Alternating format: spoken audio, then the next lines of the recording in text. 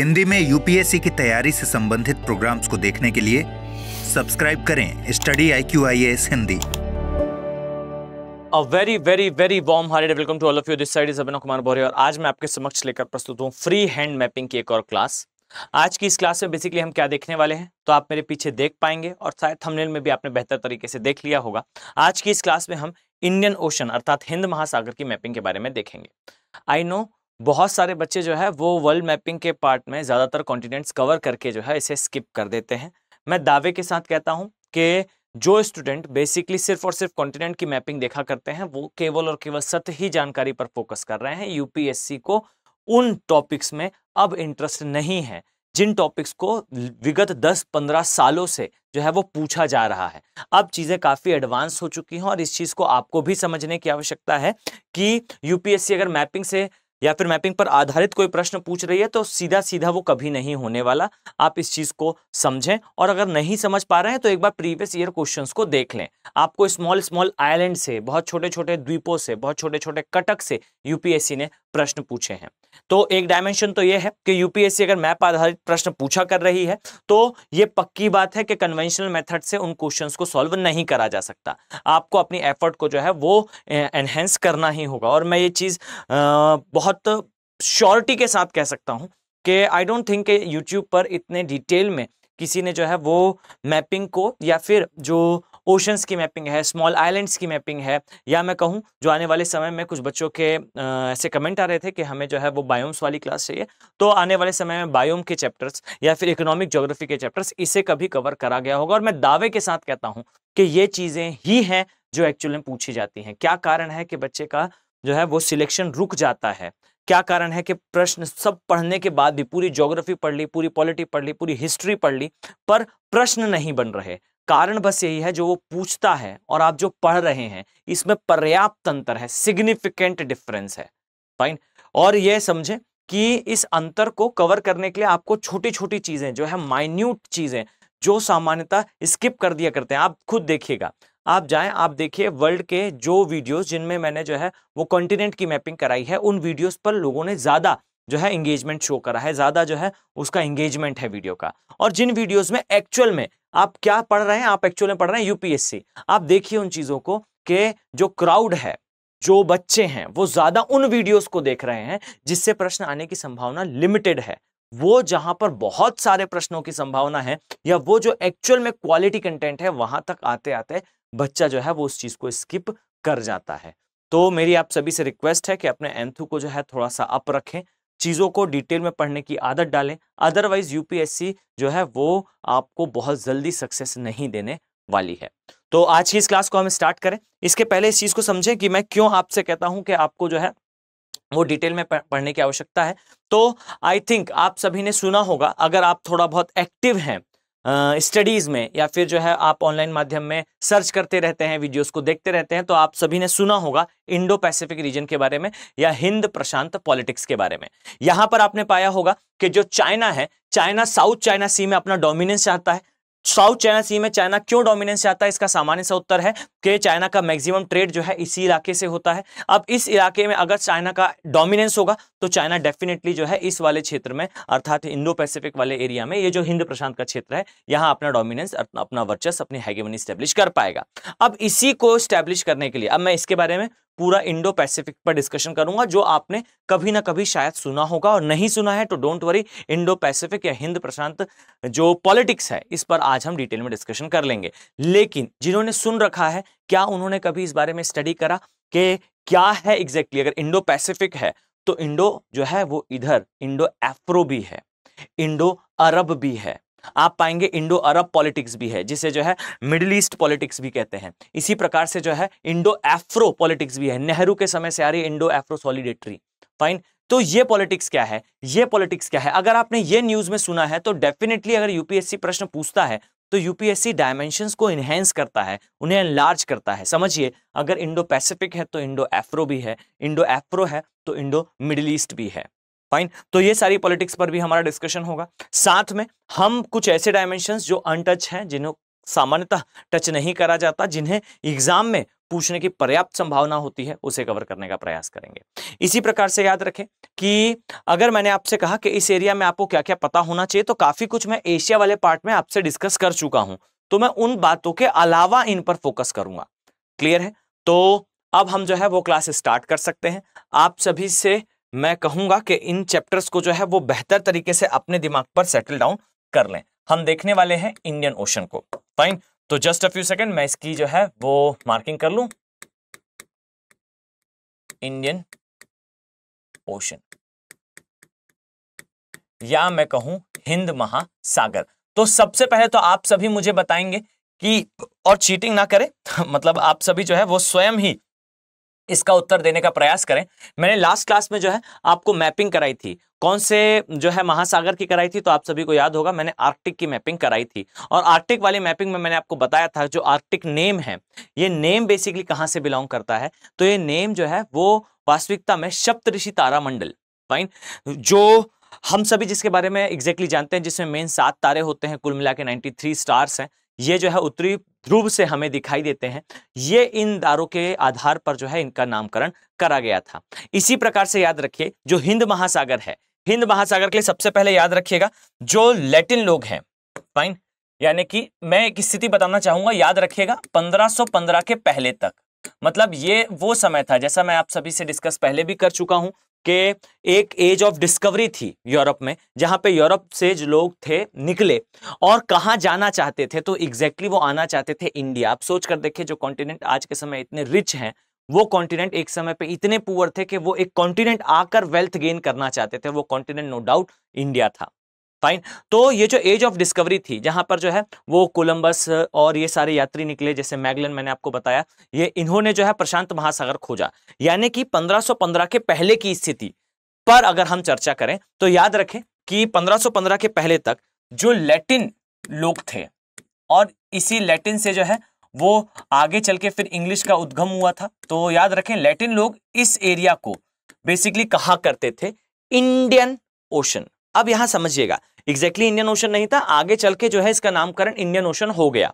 ठीक, यानी कि 1515 के पहले भी इसका नाम थोड़ा आपको सुनने को मिलेगा इंडियन ओशन जैसा, इंडियन ओशन जैसा।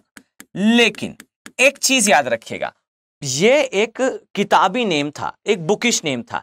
एक्चुअल में नाम क्या था, मतलब जो पॉलिटिकल नेम था इंडियन ओशन का, आप इसे समझिए और इसका प्रॉपर कनेक्शन है विद करंट की पॉलिटिक्स। देखिएगा मैं इसमें चाइना का एंगर लेकर आऊंगा, जहां आप पढ़ेंगे साउथ चाइना सी के बारे में, आप सभी सिर्फ इस बारे में देखेंगे कि क्या जो है वो ट्रेड है या फिर क्या पॉलिटिक्स है। समझिए चाइना जो है वो ये कहता है साउथ चाइना सी का 9 डैश लाइन तक का एरिया, अगर मैं आपको दिखाऊं, इधर देखें ध्यान से, तो याद रखें ये जो 9 डैश लाइन यहां पर इमेजिनरी एक लाइन है, चलिए मैं ड्रॉ भी कर देता हूं।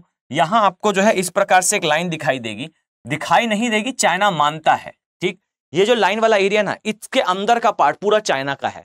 चाइना ये कैसे कह पाता है, तो इसका ना ओरिजिन आपको यहीं से दिखाई देगा। जब आप इस प्रकार से एग्जामिनर को समझाएंगे, डेफिनेटली वो आपको एक्स्ट्रा मार्क्स देगा।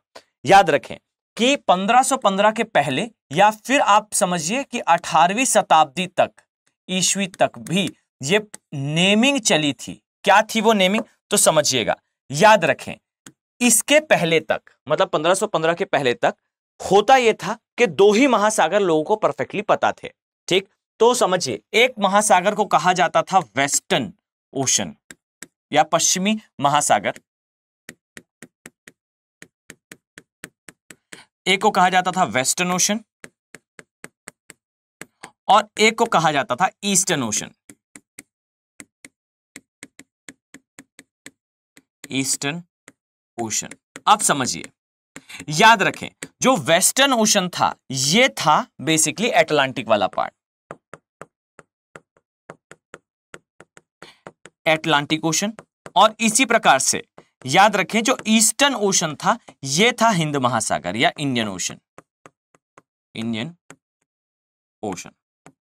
अब समझिए इंडियन ओशन ईस्टर्न ओशन है और लैटिन लोग इससे जो है वो इंडियन ओशन के नाम से जानते हैं। बाकी पॉलिटिकली कहा जाता था वेस्टर्न और ईस्टर्न। क्यों? क्योंकि तब तक डिस्कवरी किसकी नहीं हुई थी, तो याद रखिए तब तक हमें ठीक से नहीं पता था, खासकर इस समय। यहां तो खैर आराम से पता चल चुका था, मैगलन ने जो है वो नामकरण भी कर दिया था। एग्जैक्टली मैगलन ने नहीं करा था, बट हाँ मैगलन की डिस्कवरी के बाद जो है वो नामकरण हो गया था। तो यहां पर प्रशांत महासागर को जो है या पैसिफिक ओशन को जो है वो अवॉइड करा जा रहा था, प्रशांत महासागर को। तो समझिएगा कि जो प्रशांत महासागर है इसकी डिस्कवरी ने इन नामों को जो है वो आउट ऑफ ट्रेंड कर दिया। मतलब अगर आप प्रशांत महासागर को डील कर रहे हैं, मान रहे हैं, तो फिर आपका वेस्ट या ईस्ट कहना ये इररिलेवेंट हो जाता है, ये इसकी कोई रिलेवेंसी नहीं रह जाती।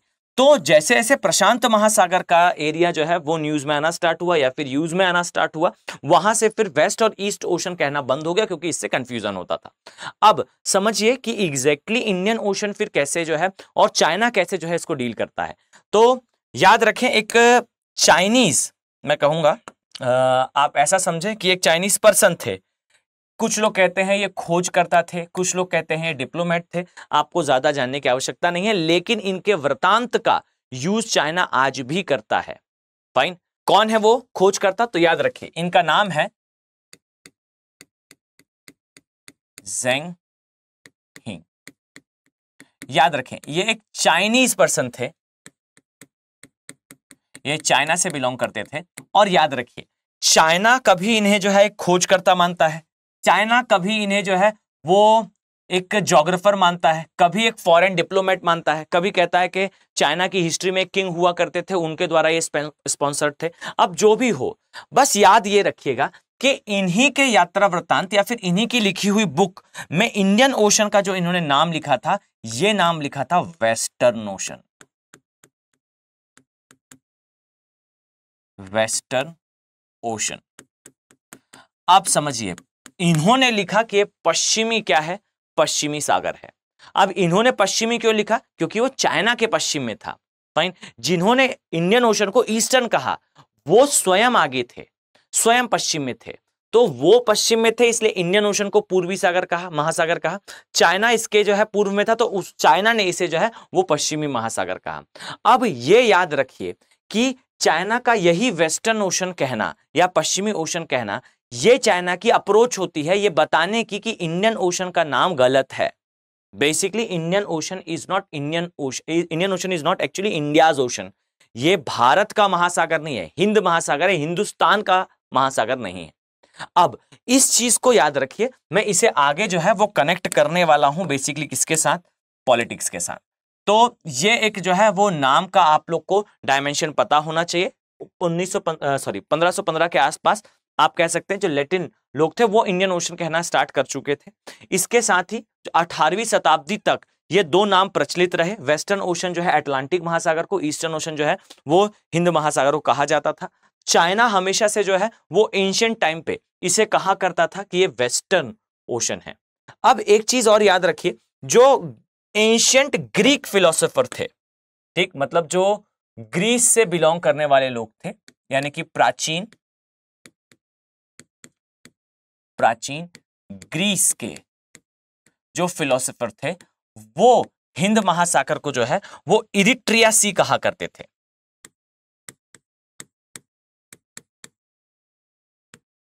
इरिट्रिया सागर कहा करते थे। अब ये सागर क्यों कहा करते थे? तो इसका कारण था इरिट्रिया सागर जो है वो ग्रीक से थोड़ा सा ज्यादा कनेक्टेड, और आप कह सकते हैं कि समझने में ज्यादा इजी पड़ेगा ग्रीक फिलोसोफर को, तो इस कारण जो है इसका नामकरण ये रखा गया। अगर आपका ज्योग्राफी ऑप्शनल है तो फिर आप थॉट्स में इनके बारे में बहुत सारा पढ़ते हैं कि ग्रीक ज्योग्राफर्स ने क्या कहा, एंशिएंट ग्रीक ज्योग्राफर्स ने क्या कहा, जो मॉडर्न ग्रीक ज्योग्राफर्स थे उन्होंने क्या कहा। बट मैं इस कंटेंट को अभी यहां नहीं यूज करना चाहता, पर एक चीज याद रखिएगा कि आप ना मेरी बात पर बिल्कुल बिलीव ना करें। आप सिंपल सा एक गूगल सर्च करें। जो प्रश्न ज्योग्राफी ऑप्शनल में 2012 में पूछा गया वो 1-2 साल के अंदर ज्योग्राफी में जीएस में आ गया। जो प्रश्न 2017-16 में ज्योग्राफी ऑप्शनल में रहा वो धीरे से ज्योग्राफी जीएस में आ गया। कारण क्या है? ज्योग्राफी वो सब्जेक्ट है जो सब्जेक्ट ओवरलैप करता है बहुत ठीक से जीएस के साथ। एक सेगमेंट होता है सेक्शन बी के नाम से ऑप्शनल में, वो जो सेगमेंट है और वो जो जीएस का सेगमेंट है काफी कुछ मैच करता है। इवन सीधी सिंपल सी बात है कि आपका ज्योग्राफी अगर ऑप्शनल है तो फिर जीएस में आपको ज्यादा मेहनत करने की आवश्यकता नहीं रह जाती। तो आपको यह समझना होगा कि जब आप कंटेंट को इस तरीके से डिराइव करते हैं, इस तरीके से लिखते हैं, तब आपका आंसर काफी डायनामिक होता है। इंडियन ओशन हमेशा न्यूज में रहेगा, ये याद रखिएगा कि भारत और चीन के संबंधों में कभी ना कभी पीक और डाउन आता रहता है। अब इस कारण ये इंडियन, और ये सब कुछ होता क्या है, बैटल फील्ड क्या है, प्लेइंग फील्ड क्या है, और जो क्षेत्र जो न्यूज में रहना वो क्या है, वो क्षेत्र इंडियन ओशन ही है। तो नामकरण याद रखिएगा, चाइना इसे वेस्टर्न पार्ट कहता है, जो ग्रीक फिलोसोफर्स हैं ये बेसिकली इसे इरिट्रिया सी कहते हैं। अब ये नाम के लिए आपके लिए सफिशिएंट है, तो this will be for naming. जो भी बच्चे जो है इसकी पीडीएफ डाउनलोड करना चाहते हैं, आप इजिली इसकी पीडीएफ मेरे टेलीग्राम चैनल अभिनव बोहरे ज्योग्राफी से इसे डाउनलोड कर सकते हैं, और आपको पुरानी सारी पीडीएफ भी उसी स्थान पर मिल जाएगी। तो याद रखिए यह है हिस्ट्री किसकी, नेम की, नेम ऑफ इंडियन ओशन। अब समझिए जब इस प्रकार का आंसर आप लिखेंगे तब आपका आंसर का इंपैक्ट क्या होगा। तो ये नेमिंग की हिस्ट्री हुई। आइए सेकंड चीज देखते हैं, अब इसके इंट्रो पर आते हैं, ध्यान से समझिएगा। जो इंडियन ओशन है, इंडियन ओशन है, समझिए इस चीज को, याद रखें कि इंडियन ओशन में आपको दिखाई देगा सबसे पहली और सबसे इंपॉर्टेंट चीज, याद रखें कि यह विश्व का तीसरा सबसे बड़ा महासागर है। फाइन, इसे हम थोड़ा सा जो है वो साइड में लिखते हैं जिससे मैं एक ही स्लाइड में सारी चीजें एक्सप्लेन कर पाऊं। याद रखें यह थर्ड लार्जेस्ट ओशन है वर्ल्ड का, third, just second, largest ocean of world, एक ये चीज याद रखिए। अब इसमें भी याद रखिएगा कि ये वर्ल्ड के ओशंस का अर्थात महासागरों का लगभग 19% एरिया कवर करता है, वर्ल्ड के महासागर्स का या फिर वर्ल्ड के ओशंस का।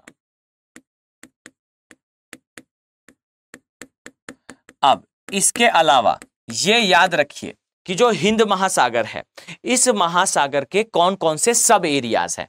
अब यहां पर अपना ना ध्यान थोड़ा सा केंद्रित करिए। याद रखें इंडियन ओशन के सब सीज कौन से हैं, यानी कि seas of Indian ocean,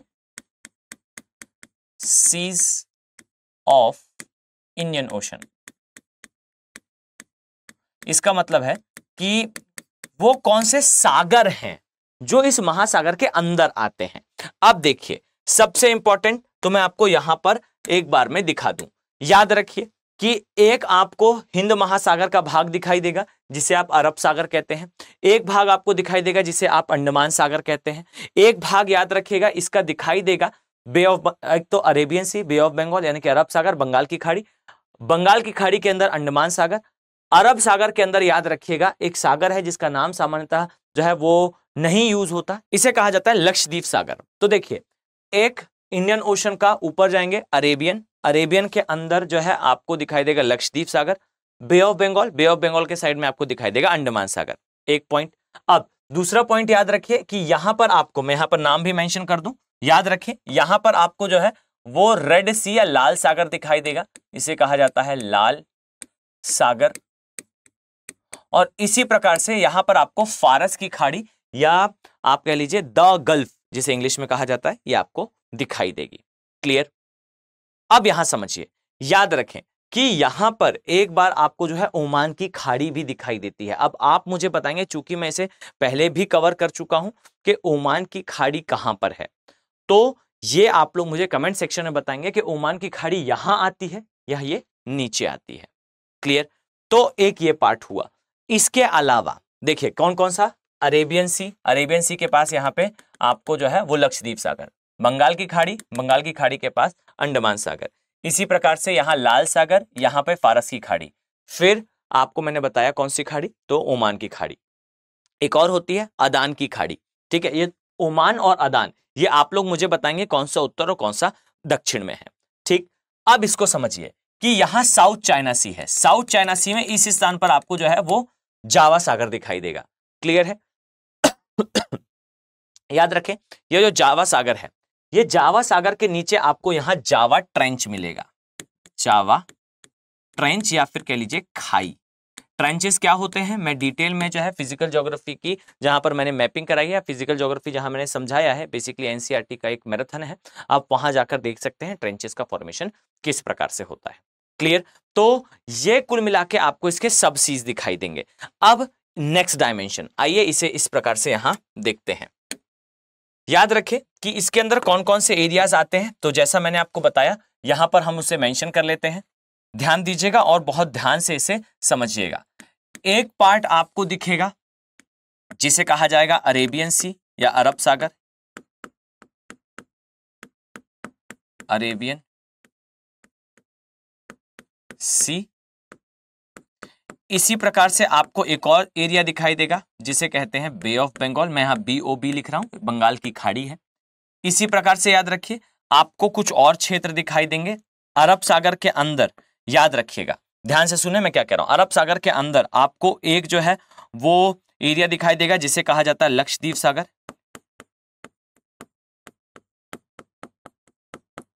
Lakshadweep ocean या फिर सागर, सी होगा बेसिकली। इसी प्रकार से यहां पर आपको जो है अंडमान सागर, अंडमान सी दिखाई देगा। और अब समझिए, याद रखें कि आपको जो बाकी के एरिया हैं जैसे रेड सी और ये सब, मैं यहां पर मेंशन जल्दी से कर देता हूं, यहां ध्यान दें। याद रखें यहां पर आपको जो है एक रेड सी मिलेगा, रेड सी। इसी प्रकार से आपको इस स्थान पर जो है एक पर्शियन गल्फ या द गल्फ दिखेगी या फारसी खाड़ी। अब यहां देखें ध्यान से, याद रखें कि जो बंगाल की खाड़ी वाला क्षेत्र है उससे अगर हम नीचे आए, अरब सागर से हम नीचे आए, तो याद रखेंगे कि आपको दिखाई देगा, जस्ट अ सेकेंड, कि जो इंडियन ओशन है, ये इंडियन ओशन के लिए याद रखिएगा कि 60 डिग्री जो अक्षांश है, याद रखें ये अक्षांश बेसिकली डिवाइड करता है इंडियन ओशन को सदर्न ओशन या दक्षिण सागर से। इस लाइन को याद रखिएगा कि जो साउथ ओशन या सदर्न ओशन है या दक्षिण सागर है, जो सदर्न ओशन है, याद रखें कि ये सदर्न ओशन जो है ये अलग होता है 60 डिग्री से बाय इंडियन ओशन। अब ये याद रखें जो सदर्न ओशन है इसे ही कभी कभार जो है वो अंटार्कटिका का महासागर कहते हैं, फाइन। तो इसे आप लोग को थोड़ा सा याद रखना है, क्लियर। अब यहां पर नेक्स्ट डायमेंशन पर फोकस करिएगा। याद रखें कि ये एक चीज है। अब दूसरी चीज इंडियन ओशन के लिए आपको याद रखनी है, which nobody used to tell you. आपको कोई ये नहीं बताएगा कि एग्जैक्टली भाई यहां पर ये एरिया क्यों इकोनॉमिकली इंपॉर्टेंट है, यानी कि यहां का इकोनॉमिक इंपॉर्टेंस क्या है। तो मैं इस चीज को जो है आपको दो तरीके से समझाता हूं, ठीक। एक जो तरीका है उसके बारे में मैं पहले डिस्कशन कर चुका हूं, ठीक, यानी कि ट्रेड के फॉर्म में, और दूसरा है लोकल जो पॉपुलेशन है, लोकल एरिया के हिसाब से। अब इसे ना आपने, मैं दावे के साथ कहता हूं कि आपने ये लोकल एरिया पॉलिटिक्स के बारे में कभी नहीं सुना है, तो थोड़ा सा आप जो है वो धैर्य रखें। पहले मैं कन्वेंशनल बता दूं जो मैं पहले डिस्कस थोड़ा सा कर चुका हूं, और बहुत सारे ऐसे लोग होंगे इवन उन्हें जो है वो इसके बारे में भी जानकारी नहीं है। तो पहले मैं ये बात बता दूं, फिर मैं आपको इसके बारे में बताऊंगा। यहां पर ओशन अपविलिंग आएगी, ठीक है। अब सुनिए ध्यान से, याद रखें इस मैप से आपको बहुत सारी चीजें क्लियर हो जाएंगी, और फिर मैं इन सारी जो है रीजन्स के बारे में आपसे डिस्कशन स्टार्ट करूंगा।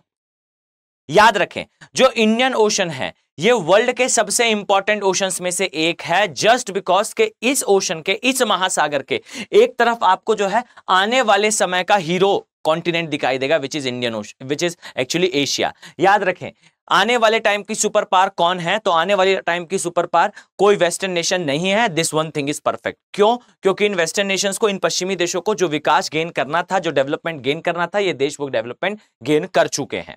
तो आने वाले समय में ये देश जो है वो सुपर पावर नहीं होने वाले। This one thing is perfect. अब कौन होगा, तो याद रखिए वो होगा इंडिया या चाइना। अब इसमें याद रखिए कि इंडिया और चाइना क्या है, तो इंडिया और चाइना जो है वर्ल्ड के आने वाले टाइम की सुपर पावर के साथ साथ near about 35% of world population own करते हैं। विश्व की 35% जनसंख्या इस क्षेत्र में निवास करती है। अब ये स्वयं में बड़े मार्केट भी हैं, ओके। अब ये जो क्षेत्र है यहां पर इंडोनेशिया, जैसे मैं बता चुका हूं, इंडोनेशिया की जो जनसंख्या है वो यूएसए से जनसंख्या से ज्यादा है, बांग्लादेश की जनसंख्या रशिया की जनसंख्या से ज्यादा है। तो ये जो क्षेत्र आपको दिखाई देते हैं, हमेशा याद रखिए कि ये ट्रेडिंग के लिए काफी इंपॉर्टेंट है, ये ट्रेड के लिए काफी इंपॉर्टेंट है। और यहां तक अगर कोई देश आना चाहता है, कोई वेस्टर्न नेशन आना चाहता है, तो उसके लिए the only path is actually what? Indian ocean. पहला चीज, पहली चीज, ये एकमात्र पाथ जो है वो इंडियन ओशन है। अब दूसरी चीज याद रखिए, चाइना के लिए काफी ज्यादा इंपॉर्टेंट है और भारत के लिए बहुत ज्यादा। एक तो वेस्टर्न नेशन के हिसाब से इंपॉर्टेंट है क्योंकि आपको ईस्ट तक आना है तो इंडियन ओशन से ही आएंगे। अब इंडिया और चाइना के लिए क्यों इंपॉर्टेंट है? तो याद रखिए, चाइना के लिए तो इसीलिए इंपॉर्टेंट है क्योंकि इसकी पॉलिटिक्स ने ही कहा है इस एरिया पे ठीक से कंट्रोल रखना।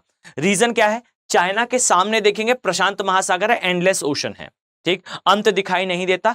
इस ओशन के माध्यम से, पैसिफिक के माध्यम से सीधा जाकर ट्रेड करना चाइना के लिए दो जन्म संभव नहीं है और ना ही ये प्रॉफिटेबल बिजनेस है। अब अगर चाइना को ट्रेड करना है तो चाइना से सभी लोग ईस्ट में होंगे, माफ कीजिएगा, सभी लोग वेस्ट में होंगे। तो चाइना को अगर किसी भी प्रकार का ट्रेड करना है, व्यापार करना है, तो सारा व्यापार इस तरफ होगा, यानी कि कौन से साइड होगा? ईस्ट के साइड होगा। अब जब ईस्ट के साइड होगा ना, तो वो पाथ हमेशा इंडियन ओशन ही है, वो हिंद महासागर ही है। अब चाइना हिंद महासागर में अपना वर्चस्व स्थापित करना चाहेगा। This one thing is perfect. दुनिया का या आपके देश का सबसे अमीर व्यक्ति कौन है जो ट्रेड सबसे ज्यादा करता है? याद रखिए, विश्व का सबसे बड़ा सुपर पावर कौन है? यूएसए है। नॉट बिकॉज ऑफ उसका ब्लू वाटर नेवी। यूएसए अपनी सबसे बड़े नेवल कमांड के कारण सुपर पावर नहीं है, वो सुपर पावर है क्योंकि विश्व के ट्रेड का नियर अबाउट 25% जो है वो यूएसए डायरेक्ट करता है और नहीं तो उसकी करेंसी से होता है। अब ये चीज परफेक्ट है, जो ट्रेड करेगा सुपर पावर होगा। और चाइना अगर ट्रेड करना चाहता है या विश्व का कोई भी देश ट्रेड करना चाहता है, तो याद रखिए, जब आप ज्योग्राफी आगे डिटेल में पढ़ेंगे तो आपको समझ में आएगा कि विश्व के व्यापार का नियर अबाउट 68% डायरेक्टली नहीं तो इनडायरेक्टली होता महासागरों से ही है, क्योंकि यही वो माध्यम है जो एक महाद्वीप को दूसरे महाद्वीप से जोड़ते हैं, एक कॉन्टिनेंट को दूसरे कॉन्टिनेंट से ईयर लॉन्ग कनेक्टिविटी देते हैं। अब अगर ट्रेड करना है तो होगा महासागरों से ही, और चाइना को करना है तो जाना ईस्ट में ही पड़ेगा, और वेलकम बीच में आता है इंडियन ओशन। अब हिंद महासागर पे डोमिनेंस के लिए सबसे पहले तो साउथ चाइना सी में डोमिनेंस चाहिए, और साउथ चाइना सी में चाइना डोमिनेंस ला चुका है। इस चीज को आप और मैं एक्सेप्ट कर लें, बेहतर है। कारण क्या है? कारण यह है कि यहां पर आप देखें, वियतनाम, कंबोडिया, लाओस, वियतनाम छोड़ दें तो कंबोडिया, लाओस, इंडोनेशिया, मलेशिया, इन सारे देशों को, इवन जो है वो म्यांमार, इन सारे देशों को, श्रीलंका को, सभी को चाइना जो है वो मैसिव लोन दे चुका है। अब इन जो नेशंस है, आप देखिए बांग्लादेश में, जिसको हमने जो है वो बेसिकली क्रिएट करा, एग्जैक्टली 1971 की वॉर में जो है जो काम इंडिया ने करा, उसने एस्टेब्लिशमेंट करा बांग्लादेश का। आज के समय बांग्लादेश का 86% of army equipment belongs to China. अगर कभी इंडिया और चाइना का जो है वो डिस्प्यूट होता है, आप सोच कर देखिए, क्या बांग्लादेश एक भी स्टेटमेंट एंटी चाइना देने के लिए जो है वो आगे आएगा? Answer is no. याद रखिए, जो बांग्लादेश है उसका 86% ऑफ जो इक्विपमेंट्स हैं ये बिलोंग करते हैं चाइना से। चाइना से कभी भी राइवलरी नहीं लेगा बांग्लादेश, भले ही उसके एस्टेब्लिशमेंट में इंडिया का कंट्रीब्यूशन हो, बट आने वाले टाइम पे अगर इंडिया के जो सिक्योरिटी इश्यूज हैं उसमें चाइना सामने आता है तो बांग्लादेश इंडिया के लिए जो है वो कार्य नहीं करने वाला। फाइन, तो इसको समझिए कि चाइना ने यहां कितना मैसिव गेन करा है, और हमारा प्रीवियसली जो कह सकते हैं हमारी जो विलिंग थी वो उतनी अच्छी नहीं थी, हमारी पॉलिटिक्स उतनी बेहतर तरीके से वर्क नहीं कर पाई, जहां एग्रेसिव चाइनीज पॉलिसी के अगेंस्ट हम उन नेशंस को अपने साइड नहीं कर पाए जिनके स्टैब्लिशमेंट में तक हमने जो है वो कंट्रीब्यूशन दिया था। अब यहां पर ध्यान देने योग्य है कि साउथ चाइना सी पे तो चाइना ने अपना डोमिनेंस स्टैब्लिश कर लिया है। अब जब ये चीज वर्ल्ड को रियलाइज हुई कि चाइना ने एग्जैक्टली साउथ चाइना सी में डोमिनेंस बनाया है, तब जाकर समझ में आया कि ये तो सिर्फ एक स्टेप है, ये तो सिर्फ पाम है, पाम से पकड़ना इंडियन ओशन चाह रहा है। अब जब ये चीज क्लियर हुई, then here comes the next pole, यहां आया यूएसए। अब यहां याद रखिए कि यूएसए जब एंट्री लेगा तो यूएसए एंट्री लेने के बाद अपने आप को कंटिन्यू करता है इस एरिया में जिसे कहते हैं डियोग्रासिया। अब ये डियोग्रासिया क्या है? तो अब यहीं से ज्योग्राफी स्टार्ट हो जाएगी। याद रखिए, एक लाइन रिपीट होती है 1971 के वॉर के बारे में कि US went for this area but never went back. USA आया इस क्षेत्र में पर गया कभी नहीं। फाइन, समझिएगा कि यूएसए की जब एंट्री हुई थी 1971 के वॉर में, ये इंडिया को ब्लैकमेल करने के लिए, बेसिकली इंडिया और पाकिस्तान के मध्य युद्ध चल रहा था 1971 का, और उस समय इंडिया को इस क्षेत्र में जो है वो काउंटर करने के लिए या फिर इंडिया के एग्रेशन को काउंटर करने के लिए यहां पर आए थे यूएसए के naval ships, nuclear charge submarines की एंट्री हुई थी, जिसे काउंटर ब्लैकमेल करा था रशिया ने अपने जो सबमरीन से उन्हें इस स्थान पर भेजकर। अब यूएसए आया तो, पर यूएसए कभी गया नहीं। कारण क्या है? तो आइए याद रखें, एक छागोस रिज है, ठीक, याद रखें छागोस कटक। यहां सुकोत्रा छागोस नहीं कहा मैंने, कहा छागोस कटक। याद रखिए छागोस कटक सुकोत्रा छागोस कटक का एक भाग है। अब कटक क्या होते हैं भाई? तो ये कम हाइट के पर्वतों की एक श्रेणी जैसी होती है, एक श्रृंखला जैसी होती है, एक चेन जैसी होती है, जो एक स्थान से दूसरे स्थान जाते हैं। अब ये पृथ्वी पर दरार पड़ने से बनते हैं। आप जाकर जो मेरा वीडियो है फिजिकल ज्योग्राफी का, उसमें देखिएगा, मैराथन वाले पार्ट में मैंने एग्जैक्टली समझाया। कुल मिला के सागर के अंदर के पर्वत की चेन। अब एक चेन ये है जिसे कहा जाता है सुकोत्रा छागोस रिज, इसी का एक पार्ट है जिसे कहा जाता है सुकोत्रा रिज, इसका एक प्लेस है जिसे कहा जाता है डियोग्रासिया, और डियोग्रासिया में यूएसए ने अपना कमांड स्टैब्लिश करा है। याद रखिए इंडियन ओशन का सबसे बड़ा नेवल कमांड किसी एशियाई देश का नहीं है, किसी अफ्रीकन देश का नहीं है, किसी ना ही ऑस्ट्रेलिया का है। सबसे बड़ा जो नेवल कमांड है वो यहां पर यूएसए ने रखा है। फाइन, सबसे बड़ा इन टर्म्स ऑफ साइज नहीं, इन टर्म्स ऑफ पोटेंशियल है। फाइन, तो याद रखें कि यहां पर डियोग्रासिया के पास यूएसए है, और यूएसए यहां पर क्यों है? तो याद रखिए इसे कहा जाता है इंडो पैसिफिक एरिया, और वेलकम इंडो पैसिफिक एरिया में चाइना को काउंटर करने के लिए यहां बना है क्वाड। फाइन, क्वाड का मतलब होता है चार, और ये चार कौन से हैं? तो याद रखिए यहां पर आपको याद रखना है कि ये एरिया, अब मैं यहां मेंशन कर दूं, ये एरिया है for trade, trade for India, but super important for China, super important for China. अब याद रखिए ये चाइना के लिए बहुत इंपॉर्टेंट है, और इसीलिए यहां पर बना है क्वाड, और इस क्वाड में आते हैं चार देश। याद रखिए कौन कौन से? तो वो सारे देश जो एंटी चाइना क्लियरली दिखाई देते हैं। इसमें इंडिया दिखाई देगा, इसमें जापान दिखाई देगा, और इसमें आपको ऑस्ट्रेलिया, और ऑस्ट्रेलिया तो खैर उतना क्लियरली एंटी चाइना नहीं है, बट यस जो पॉलिटिक्स है वो कहती है कि ऑस्ट्रेलिया के लिए बहुत ज्यादा फैमिलियर चाइना ज्यादातर समय पर नहीं रहा है। और सबसे important is super power pole is USA. Fine, तो याद रखें कि ये चार देश आपको इस स्थान पर क्वाड के फॉर्म में दिखाई देंगे। स्ट्रेंथन करने के लिए यूएसए का कमांड दिखाई देगा डियोग्रासिया द्वीप में। ये इंडो पैसिफिक पॉलिटिक्स का बैकबोन पिलर है। क्लियर? अब मैं आपको एक बात बताता हूं, इस साल में जो है 4 बार, 3 से 4 बार, कभी कभार जो है उससे ज्यादा भी, रेगुलर तो कौन से समय पर होता है बहुत जल्दी नहीं पता चलता, पर एक जो है वो प्रैक्टिस जरूर करते हैं वंस इन अ ईयर। ठीक है, वहां जाके आर्मोररी आर्टरी से जो है ये मैसेज पास करते हैं, अपने असला बारूद से ये मैसेज पास करते हैं उन देशों को जहां चाइना ने अपना मैसिव इन्वेस्टमेंट करा है कि डियर इस एरिया का सबसे बड़ा प्लेयर इज नॉट चाइना। अब याद रखें चाइना नहीं है तो बाकी को देखें ध्यान से, जहां ये प्रैक्टिस होती है मलक्का स्ट्रेट के बिल्कुल सामने है। ये जो संधि है याद रखिए इसे कहा जाता है, अब जो चीज मैं मार्किंग कर रहा हूं आप लोग उससे नोट डाउन करते जाएंगे, ये है जिसे कहा जाता है मलक्का जल संधि। आई थिंक आप लोगों ने इंडिया की, और जब मैंने एशिया फिर साउथ ईस्ट एशिया की मैपिंग कराई जरूर मार्क कर लिया होगा। इसे कहा जाता है मलक्का जल संधि। इसका 24 किलोमीटर दूर क्वाड नेशन मिलकर जो अपना नेवल एक्सरसाइज करते हैं, ये एक्सरसाइज बेसिकली एक मैसेज पास करती है किन नेशंस को? तो याद रखिए उन नेशंस को मैसेज पास करती है जो नेशन चाइना के लोन के अंडर में जो है वो प्रो चाइना टॉक करते हैं, टू पास द मैसेज कि डियर इस एरिया का सबसे बड़ा player is never China, is actually India. अब क्यों इंडिया? तो एक चीज को याद रखिएगा कि क्वाड में जहां पर ये एक्सरसाइज हो रही है वहां एग्जैक्टली कोई नेशन नहीं है, वहां एग्जैक्टली सिर्फ इंडिया है, ऑस्ट्रेलिया बिल्कुल नीचे है। अब ज्योग्राफी से समझिएगा, जब यहां एक्सरसाइज होगी और मैसेज पास होगा कि चाइना बड़ा प्लेयर नहीं है, तो कौन है? तो यूएसए इस एरिया का देश नहीं है, ऑस्ट्रेलिया बहुत नीचे है, जापान बहुत ऊपर है, तो इस एरिया में है कौन प्लेयर? तो इन ऑल टोटल जो क्वाड है वो स्ट्रेंथन कर देता है इंडिया की ज्योग्राफिकल लोकेशन के कारण इंडिया को। ये है एग्जैक्टली आप कह सकते हैं इंडो पैसिफिक पॉलिटिक्स, जहां चाइना की डिपेंडेंसी है इस एरिया पे, डिपेंडेंसी के कारण जो है अपने आप को स्टैब्लिश करना चाहेगा, और इंडिया बाय डिफॉल्ट अपने ज्योग्राफिकल लोकेशन के कारण यहां स्ट्रेंथन हो जाता है by quad. Point is clear? तो अब ये हुआ इस एरिया का ट्रेडिंग पॉइंट ऑफ व्यू से। तो आप लोग इसे याद रखिएगा कि ये जो है ट्रेड के लिए सुपर इंपॉर्टेंट एरिया है। ठीक, ये दोनों ही क्षेत्र देशों के लिए जो है वो इंपॉर्टेंट है। और इवन यहां मैं लिख भी देता हूं कि वेस्टर्न नेशन अगर ट्रेड करना चाहते हैं, यानी कि जो पश्चिमी देश हैं, जो पश्चिमी देश हैं, अगर ये ट्रेड करना चाहते हैं विद किसके साथ? पूर्वी देशों के साथ, पूर्वी देशों के साथ, तो याद रखिए कि यह संभव केवल और केवल हो सकता है बाय इंडियन ओशन, हिंद महासागर द्वारा, हिंद महासागर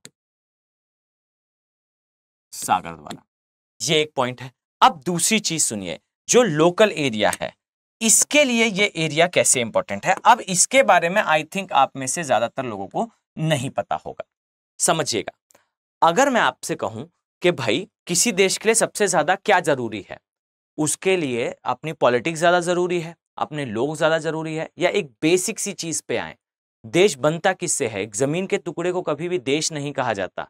याद रखें, देश बनता है वास्तविकता में लोगों से, और लोगों को जीने के लिए खाना पानी चाहिए है। जब लोग होंगे तो देश होगा।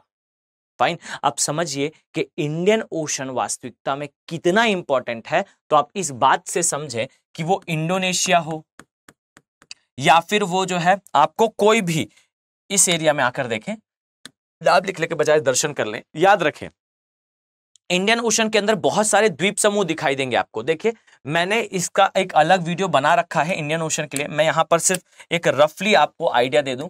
याद रखें कि अगर ये इंडिया है, यहां पर आपको जो है अगर मैं इस प्रकार से बनाऊं, तो ये अगर मैं इस तरीके से दिखाऊं आपको, तो याद रखें इस क्षेत्र से आपको जो है वो दिखाई देगा, ये अरब का प्रायद्वीप है, ये अफ्रीका वाला पोर्शन है। ठीक है, अब समझिए यहां आपको श्रीलंका दिखाई देगा, द्वीपीय देश है। फाइन। इसके पश्चात याद रखिए यहां आपको मालदीव्स दिखाई देंगे, द्वीपीय देश है। इसके नीचे आ जाइए, यहां पर आपको सुकोत्रा का छागोस वाला एरिया दिखाई देगा, यहां सेशेल्स देश दिखाई देंगे, यहां मॉरिशियस दिखाई देगा। इसके पश्चात याद रखें यहां इंडोनेशिया दिखाई देगा। इसके पश्चात यहां पर आपको जो है बोर्नियो, जिसमें ब्रुनोई और मलेशिया दिखाई देगा, द्वीपीय एरिया है। यहां फिलीपींस दिखाई देगा। फिलीपींस के ऊपर जाएंगे ताइवान दिखाई देगा, ताइवान के ऊपर जाएंगे जापान दिखाई देगा। यहां पर मैंने जैसा आपको बताया फिलीपींस दिखाई देगा। यहां आप जाएंगे तो एक द्वीप है, ये इंडोनेशिया, और यहां ऑस्ट्रेलिया, फिर ये पूरा ऑस्ट्रेलिया एरिया दिखाई देगा। आप समझिए इस चीज को, यहां पर आपको जो है वो मेडागास्कर दिखाई देगा। ये सारे देश हैं, और ये देश किस पर निर्भर करते हैं? ये देश वास्तविकता में निर्भर करते हैं अपनी इकोनॉमी पे। अब इकोनॉमी छोड़ दीजिए, तो इस चीज को समझिएगा कि यहां रहने वाले लोग, बहुत बड़ा आइलैंड्स में बहुत बड़ा जमीन नहीं होती कि आप बहुत अच्छी कृषि कर जाओ, सरप्लस प्रोडक्शन नहीं कर पाओगे आप, क्योंकि एरिया ही छोटा है। अब समझिए कि ये जो देश है ना, ये भोजन के लिए बहुत ज्यादा डिपेंड करते हैं सागरों पे। And nobody used to tell you कि major importance of Indian ocean is कि ये महासागर की एक समस्या है। समस्या ये है कि इंडियन ओशन, आप समझिएगा इसको, जो इंडियन ओशन है ये कनेक्टेड नहीं है किसी दूसरे, एक तो नीचे से आपको सदर्न ओशन दिखाई देगा, ये ऊपर से उत्तरी ध्रुव से कनेक्टेड नहीं है। अब जब भी कोई महासागर आपको दिखाई देगा, हिंद महासागर उत्तर से कनेक्टेड नहीं है, किससे? उत्तरी ध्रुव से। अब समझिए, ध्रुवीय क्षेत्र से ही आते हैं फाइटोप्लैंक्टन और जूप्लैंक्टन। अब चूंकि ये ऊपर से कनेक्टेड नहीं है, किससे? ध्रुवीय क्षेत्र से, तो फाइटो और जूप्लैंक्टन, जिनको नहीं पता है वो आर्कटिक वाला वीडियो देखिएगा, मैं फाइटो और जूप्लैंक्टन समझा चुका हूं। याद रखिए कि चूंकि ये यहां नहीं है, ये कनेक्टेड नहीं है, परसेंटेज इनका कम है, और फाइटोप्लैंक्टन जूप्लैंक्टन जहां होते हैं वहीं मछलियां होती हैं। अब समझिए कि ये देश द्वीपीय देश हैं, डिपेंड करेंगे सी फूड पे, और सी फूड में मेजॉरिटेरियन चीज जो आती है वो है बेसिकली क्या? वो है बेसिकली मछलियां, और मछलियां इंडियन ओशन में नहीं आएंगी क्योंकि इसमें फाइटो और जूप्लैंक्टन नहीं है, लेकिन आती तो बहुत है। अब इसका कारण क्या है? तो याद रखिए कि एक इफेक्ट होता है जिसे कहते हैं अपविलिंग इफेक्ट। फाइन। यहां से कुछ इस प्रकार से हवाएं चलती हैं जो भारतीय उपमहाद्वीप में मॉनसून लाने का कार्य करती हैं। ये जो हवाएं हैं, याद रखिएगा, ये विंड बेसिकली जब आती हैं तो सागर की सतह पर इसके सतह के पानी को हटाती हैं, और सतह के पानी को हटाकर ये जो है वो सागर के अंदर का ठंडा पानी, जो नीचे पानी, जब आप फिजिकल ज्योग्राफी पढ़ेंगे तो वहां पर जो है टेम्परेचर डिस्ट्रीब्यूशन आता है, जो नीचे का पानी है उस पानी को ऊपर लाती हैं, जो अपेक्षाकृत थोड़ा ठंडा होता है, और उसके अंदर से फिर जूप्लैंक्टन, फाइटोप्लैंक्टन आते हैं जो मछलियों के लिए इंपॉर्टेंट होते हैं। फिर मछलियां आपको दिखाई देंगे। आप समझिए कि हिंद महासागर का सबसे बड़ा इंपॉर्टेंस है कि चूंकि इस एरिया के द्वीप नीचे हैं और ध्रुवीय क्षेत्र से आने वाले पानी जिसके अंदर फाइटो और जूप्लैंक्टन होंगे और वहां मछलियां होंगी, ये उस पानी तक अपनी पहुंच नहीं पा पाते, इसलिए यहां पर एक तो एरिया छोटा, फिर फिश भी नहीं मिलेगी। फिर कैसे सर्वाइवल होगा? तो सर्वाइवल पॉसिबल है क्योंकि इंडियन ओशन में एक फिनोमिना क्लियरली दिखाई देता है, इसे याद रखिएगा।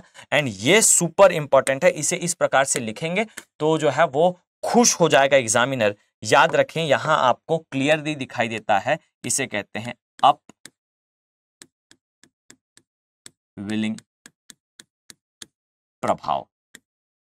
अब क्या है ये प्रभाव? तो कुल मिला के पानी के ऊपर जो है, पानी के ऊपर हवा के मूवमेंट के कारण, याद रखिएगा, नीचे से ठंडा पानी ऊपर आता है जो कि वास्तविकता में फाइटो और जूप्लैंक्टन से, फाइटोप्लैंक्टन तो खैर नहीं होते, जूप्लैंक्टन या फिर ऐसा पानी जिसमें मछलियां सरवाइव करने के लिए बहुत ज्यादा जो है वो कंफर्टेबल होती हैं, या जिस स्थान पर ये पानी होगा वहां पर थोड़ा सर्वाइवल इजियर हो जाता है फिशेस के लिए, वो पानी दिखाई देगा। और याद रखें कि इसी अपविलिंग के कारण यहां पर फिशिंग ये संभव हो पाती है। और यही फिशिंग तो जो द्वीपीय देश हैं, जो आइलैंड नेशन हैं, जो आइलैंड नेशंस हैं, इनके लिए सुपर इंपॉर्टेंट है। अब चाहे वो श्रीलंका हो, फिर चाहे वो मालदीव्स या मॉरिशस या कोई भी हो, फाइन। तो ये सारे देश अपने आप को रन कर पाते हैं, या फिर आप जो है अदर देशों का एग्जांपल देखें, क्योंकि ये सी फूड पर है, और सी फूड यहां संभव है क्योंकि इंडियन ओशन में एक फिनोमिना दिखाई देता है। तो इस चीज को हमेशा अपने माइंड पर क्लियर रखें कि इंडियन ओशन में अपविलिंग इफेक्ट काफी इंपॉर्टेंट है यहां लोकल इकोनॉमीज के लिए। दूसरी चीज, ये ट्रेडिंग के लिए याद रखिएगा कि जो पश्चिमी देश हैं अगर वो पूर्वी देशों के साथ ट्रेड करना चाहते हैं, वेलकम इंडियन ओशन। और अगर पूर्वी देश और खासकर चाइना चाहता है तो उसके लिए भी एकमात्र साधन इंडियन ओशन। अब यहाँ पश्चिम और पूर्व का फिर जो है वो गेम स्टार्ट होगा, और इस गेम में इंडिया को हर बार ये याद रखिए कि कुछ चीजें गॉड गिफ्टेड हैं इंडिया के लिए। मतलब अगर पश्चिमी और पूर्वी देश लड़ रहे हैं तो पश्चिमी देशों में सबसे आगे जो है वो यूरोप में या यूएसए दिखाई देगा, और पूर्वी में चाइना दिखाई देगा। अब चाइना और हमारी नहीं बनती, तो अगर पश्चिमी देश मिलकर चाइना को काउंटर करते हैं, India will be happy, fine. अब अगर पूर्वी को पूरे को काउंटर करते हैं, तो इंडिया को अगर काउंटर करना स्टार्ट करा तो याद रखिए अगर इंडिया वीक होगा तो पूरे वेस्टर्न नेशन चाइना को काउंटर करने में वीक हो जाएंगे, तो वो कभी मिलकर इंडिया को काउंटर नहीं कर। अब ये चेंजिंग ऑफ डायनेमिक्स है।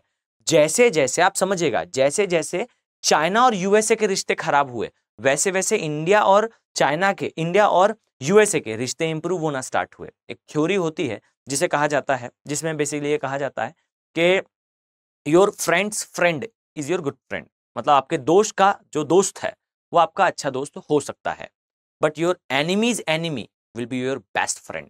आपके दुश्मन का दुश्मन आपका सबसे अच्छा मित्र होता है, फाइन। यही फिलॉसफी वर्क करती है। मतलब कहा जाता है friends friend is your friend, but enemies enemy is your best friend.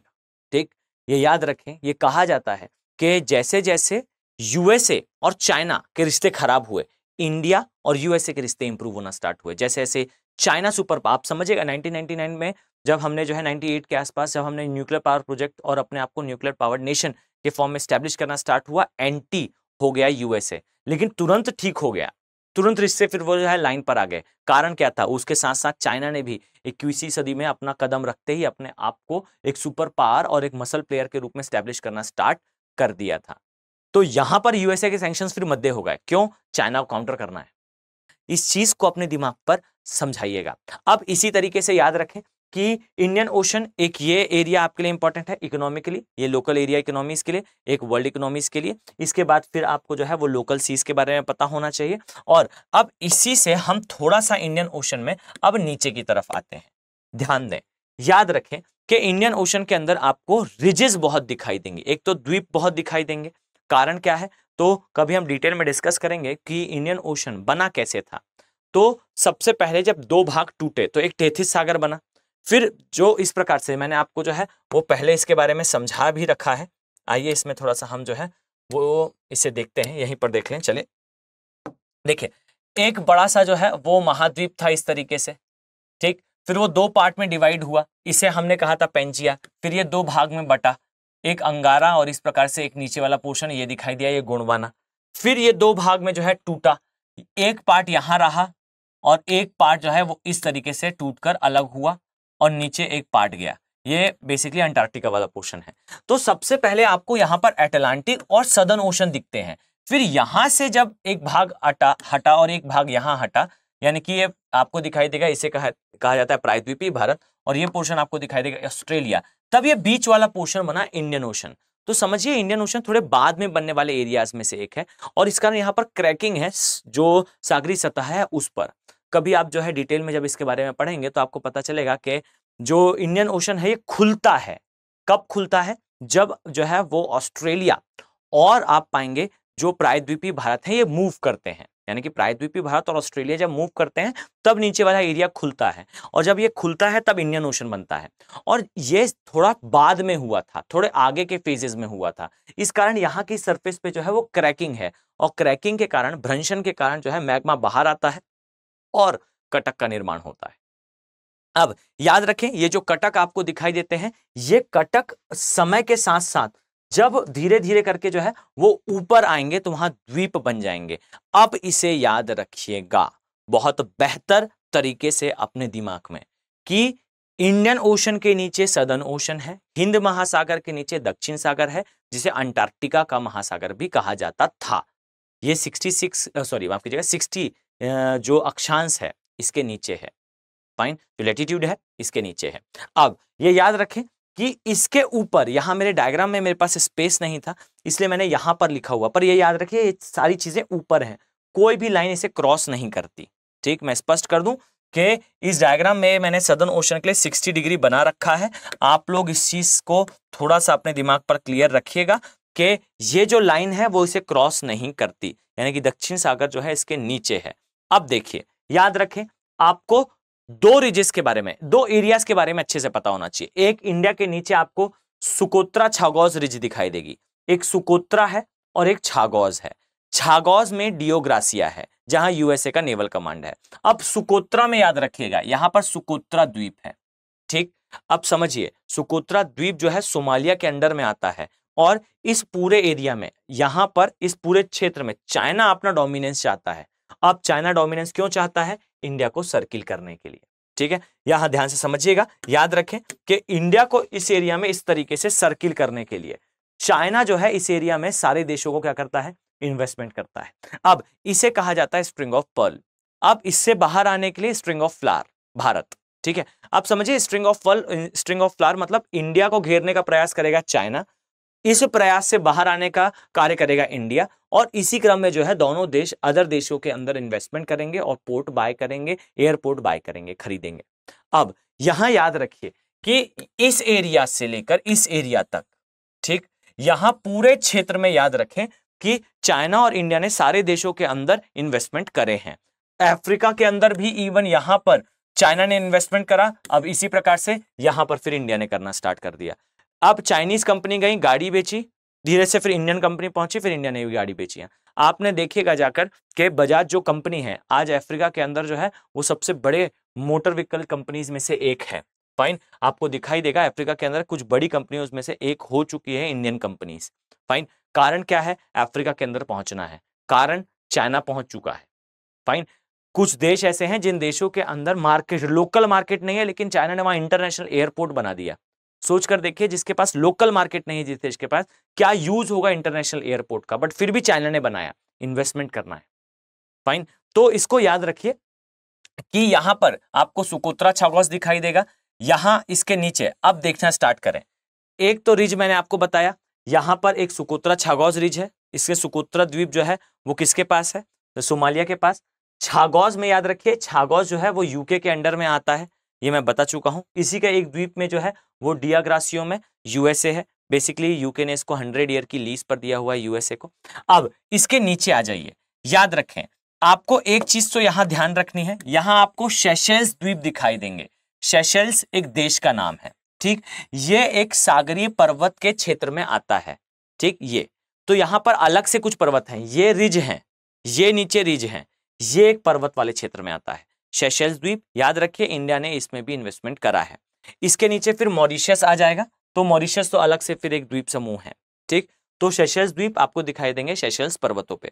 अब इसी तरीके से याद रखिए, यहां पर आपको दिखाई देगा एक पठार, याद रखिए इस पठार को कहते हैं सेंट पॉल प्लेट्यू, ठीक, सेंट पॉल का पठार।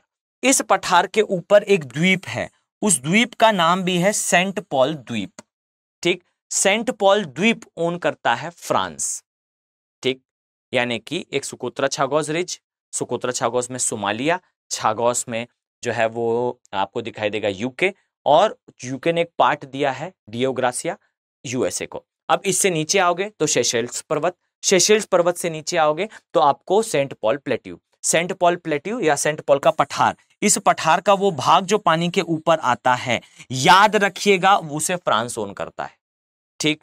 अब इससे एक रिज, एक कटक निकलता है, याद रखें इस कटक को कहा जाता है एम्स्टरडैम या फिर एम्स्टरडैम द्वीप या एम्स्टरडैम का कटक, यानी कटक वो जो पर्वत पानी के अंदर है, जो बाहर आ गए फिर वो द्वीप है। तो याद रखें एम्स्टरडैम कटक दिखाई देगा, इसे भी ओन करता है फ्रांस। एक तरफ आपको जो है सेंट पॉल रिज दिखाई देगी, यहां पर कोई भी द्वीप नहीं है, सिर्फ रिज ही रिज है, फाइन। और एक तरफ आपको जो है बर्ग रिज दिखाई देगी, याद रखिए ये रिज ही रिज है, यहां पर कोई आपको नहीं दिखाई देने वाला क्या, द्वीप। इसी प्रकार से इंडो एंटार्क्टिक रिज दिखाई देगी, ये रिज जो नीचे की तरफ जाएगी, द्वीप दिखाई नहीं देते। अब यहां याद रखें कि सेंट पॉल का एरिया ये आने वाले टाइम पर सुपर इंपॉर्टेंट होगा, क्यों, क्योंकि चूंकि ये न्यूज में है तो धीरे धीरे ये भी न्यूज में आएगा। अब ये क्या है, तो याद रखिए जो आने वाला समय है इसे कहा जाता है कि वो एशिया का है और उसके बाद का समय अफ्रीका का है। ये बात सभी को बेहतर तरीके से पता है। एक समय यूएसए का था, यूएसए से फिर एक समय जो है वो यूरोपियंस का था, यूरोपियंस के बाद फिर उत्तरी अमेरिका का आया, अब अगला नंबर एशिया का है और एशिया के बाद अफ्रीका का है, फाइन। और इन सब में जब यूरोप का समय था, एक तो समय इंडिया का था, एंशिएंट टाइम इंडिया का था, फिर एक समय आया पुनर्जागरण के बाद का, वो यूरोपियंस का था, एक समय आया वर्ल्ड वॉर के बाद का, वो यूएसए का है, एक समय आएगा जो एशिया का होगा, इंडिया का होगा, और इसके बाद आएगा वो अफ्रीका का होगा। और इन सब में ये देश था, इन सभी समय में इंडिया था। तो हमें अच्छे से पता है अभी हमारा समय आएगा, अब उसके बाद अफ्रीका का आएगा। और याद रखिए अफ्रीका का आएगा, इसलिए तैयारी आज से है। इंडिया भी इन्वेस्टमेंट करता है, अपनी कंपनीज को भेजता है अफ्रीका के अंदर स्टैब्लिशमेंट के लिए, अफ्रीका के अंदर डेवलपमेंट इनिशिएटिव्स को रन करने के लिए, ताकि हम भी उन देशों के साथ जो है वो अपने संबंध बना सकें। और इसीलिए ये जो एरिया की मैंने मार्किंग आपको बताई, याद रखिएगा ये सुपर इंपॉर्टेंट होगी। क्यों? क्योंकि यूपीएससी ऐसा नहीं है कि केवल आज की पॉलिटिक्स के बारे में प्रश्न करेगा, वो भविष्य की। आप देखिए अभी आर्कटिक ओपनिंग की बात हुई है, 2012 में यूपीएससी ने प्रश्न पूछा था आर्कटिक ओपनिंग के बारे में। अगर आपने देखा हो मेरा वीडियो, तो लास्ट वीडियो मैंने आर्कटिक के बारे में बताया था, और आर्कटिक के बारे में 2012 में यूपीएससी ने प्रश्न पूछा था ऑप्शनल में, जहां यह पूछा गया कि इंडिया का इंटरेस्ट क्या है आर्कटिक ओशन में। आप सोचिए 12 में ये बात पूछी थी, आज वो पॉलिटिक्स पे है। ये बहुत दूर की घटना नहीं है, थोड़े स्मार्ट बने। याद रखिए UPSC is a game for smart student, ये याद रखिए। अगर आपने अपने दिमाग को एडवांस नहीं चलाया, हमेशा छोटी छोटी मार्किंग या छोटी छोटी चीजों में ही आप रुके रहे, तो एग्जाम क्वालिफाई नहीं कर पाओगे। बहुत एडवांस हो चुका है यूपीएससी। तो इसे याद रखिए कि ये जो मैंने मार्किंग्स बताई, यानी कि Saint Paul plateau, Saint Paul plateau के जो ऊपर जो द्वीप है वो फ्रांस का, फ्रांस से फिर द्वीप से एक सेंट पॉल रिज, इस पर कोई द्वीप नहीं है। एम्स्टर्डम ये फ्रांस के अंडर में है। इसके नीचे जाओगे तो इंडो आपको एंटार्क्टिका वाला रिज दिखाई देगा, एक तरफ जाओगे तो फिर बर्ग वाला द्वीप दिखाई देगा। ठीक, ये सब कुछ के नीचे सदर्न ओशन है, इसके ऊपर फिर ये रीजेस हैं, फाइन। और ये जावा की खाई, और यहां पर फिर आपको जो है वो साउथ चाइना सी वाला एरिया, 9 डैश लाइन वाला पोर्शन दिखाई देगा। ये पोर्शन मैं आपके साथ डिस्कस पहले कर चुका हूं। तो आई थिंक आपको ये सारी चीजें जो है वो बेहतर तरीके से क्लियर है। एक मैंने आपको यहाँ इंडो पैसिफिक बताया। अब एफ्रो के लिए याद रखिएगा कि इंडिया का इंटरवेंशंस है इंडो एफ्रो सॉलिडेटरी पे, ये नेहरू ने तक बात करी थी। अब एक याद रखिए, इसे कहा जाता है इंडो अरब एरिया या अरेबियन सी पॉलिटिक्स। अब इसमें ना मैं आपको एक अलग से कभी किसी करंट अफेयर के सहारे डिटेल में इसे समझाऊंगा। अगर हमने यहां समझा, याद रखिए इस एरिया को क्या कहा जाता है, कभी कोई न्यूज आने दे, मैं इस पे डिटेल में एक वीडियो बनाऊंगा जहां पर आपको बेहतर तरीके से समझ में आएगा कि कहा जाता है area of conflicts of conflict. मतलब विवादों के भी विवाद का एरिया है।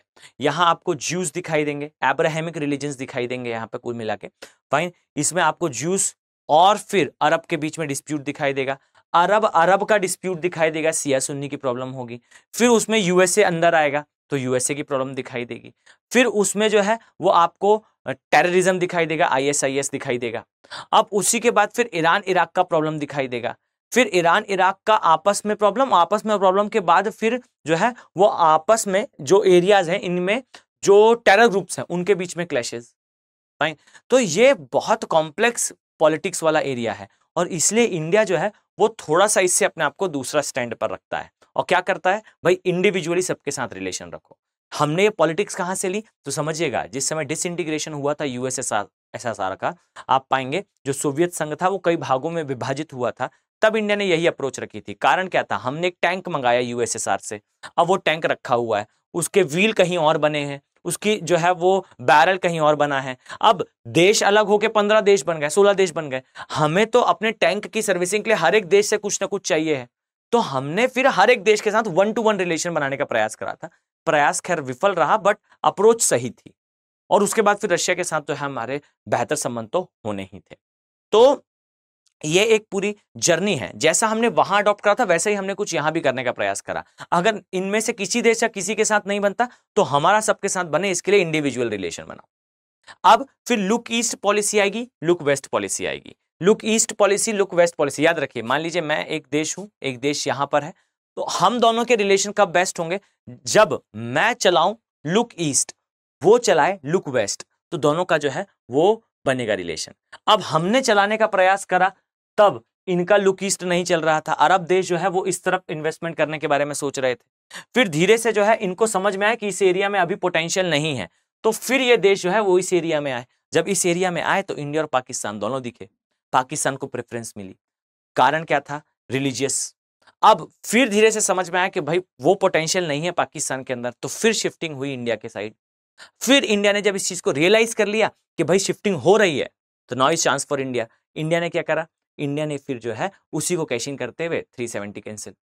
जब आप इस तरीके से लिखोगे ना आंसर को, देखो आपने वर्ल्ड से स्टार्ट करा, आप इंडिया के इंटरनल तक पहुंचे, 370 कैंसिल, 370 कैंसिल के बाद जम्मू और कश्मीर में इंडिया की सॉलिडिटी और बेहतर तरीके से, इंडिया और भी बेहतर तरीके से जो है अपने आप को जो है वो कंसोलिडेट कर पाएगा इस क्षेत्र में। अब क्षेत्र हमारा ही है, ये तो परफेक्ट है कि पूरा जम्मू और कश्मीर हमारा एरिया है। अब इस एरिया में कंसोलिडेशन के लिए प्रयास फिर इंटरनेशनल फॉर्म से चलते हुए आप इसे इस तरीके से कनेक्ट करके अपने आंसर में लेकर आएंगे। तो आई थिंक आपको जो है वो चीजें बेहतर तरीके से क्लियर है इंडियन ओशन के लिए। आई डोंट थिंक कि आपको इससे ज्यादा अभी जानने की आवश्यकता है।